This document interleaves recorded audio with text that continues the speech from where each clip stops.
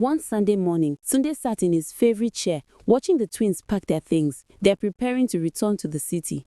"My daughters," he said weakly. They rushed to his side. "Daddy," he held their hands. "I'm proud of you. You've made me a happy man. But I have one last wish. Anything, Daddy. When I'm gone, let your mother stay here in this house." They did not say anything. Their smile vanished. "Daddy, you never remarried. You starved for us. She lived in comfort while we suffered. She has lived her life. We did not owe her anything. I know my children. I forgave her long ago," he said softly. "Don't carry the bitterness. It's a heavy load." They wept. "We promise, Daddy." He smiled.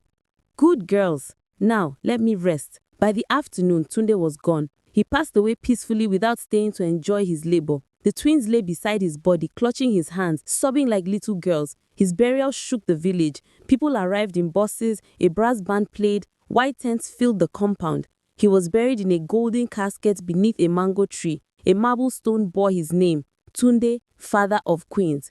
Guests gave speeches. "He turned blocks into gold," one man said. At the end of the ceremony, the twins saw Kenny sitting alone under a tree. They walked over. "Come home," Tayo said. "Daddy wanted it." She rose slowly, tears on her cheeks. "Thank you." She moved into the smallest room. She washed clothes, mopped floors, and served food without being asked. She never touched the twins' things. She didn't speak unless spoken to. One evening, she saw a childhood drawing on the wall, 2 stick figures, and the words, "We love Daddy." She covered her mouth, stifling a sob. The next morning, she knelt before the twins. "I don't deserve this house. I'm so ashamed of myself. But thank you for letting me in." They didn't respond right away. But Tola said softly, "Daddy believed in people. Maybe that's why we turned out okay." Kenny bowed and left the room, her heart still breaking, but finally beginning to heal. The twins founded Tunde Girls Academy, a free school for poor girls. Each classroom was named after a value their father taught: hard work, sacrifice, dignity, love. On the opening day, dignitaries attended. The media covered it. Children sang songs in Tunde's honor. Kenny watched from the back, dressed in simple lace, wiping her eyes. After the event, she knelt at Tunde's grave. "Even in death, you raised me too. Please forgive me," she whispered. One afternoon, Taya walked past the classroom and saw Kenny telling stories to the students. The story was her own.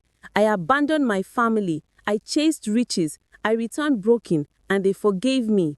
The children listened wide-eyed. "Do better," she said. "Love better." That evening, the twins invited her to join them at dinner. It was the first meal they had shared in years. Peace settled in the house. Kenny hummed songs while cooking. The twins read on the porch. Grandchildren played in the compound. Each room bore Tunde's spirit, his framed photos, his quotes on the walls. Tola often whispered to herself, "Daddy would have loved this." Every year on Tunde's day, girls from the school wrote essays. One child stood up and read, "Tunde taught us that being poor is not shameful, but being loveless is." Taya wiped her tears. His legacy had grown wings. He didn't die, he multiplied. Years later, Kenny sat on the porch with a granddaughter in her lap. "Your name means grace," she said. "That's what brought me back." The twins sat beside her, peaceful. "I'm grateful you let me in," Kenny whispered. "You were part of Daddy's story," Tola replied. "We had to finish it." Above them, Tunde's portrait glowed softly in the moonlight. Thank you so much for watching. Kindly share, please, so others can enjoy the story too. See you in my next video. Bye.